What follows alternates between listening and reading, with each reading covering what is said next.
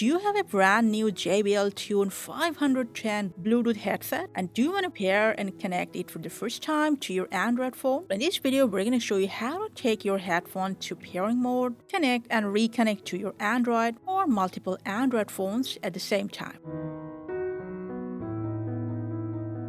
Now, to pair it for the first time to any Android phone, first make sure Bluetooth is turned on your phone. Now open the Bluetooth section where nearby available device is shown.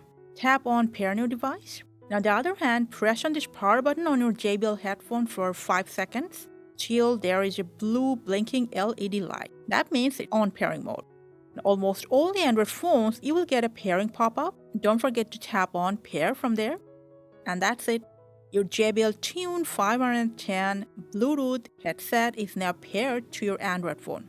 Now, when the headphone is not in use, you can just turn it off by press on this power button for a few seconds till all the light goes out. The next time when you want to use it again, just press on this power button, release it when a white blinking LED light appears. After a moment, a solid blue will appear and it will automatically reconnect it to your previously paired Android. If you want to pair it to another new Android phone or device, just go ahead, press on the center and volume up button on your headphone for a few seconds till the pairing mode blinking blue appears. You know what I mean.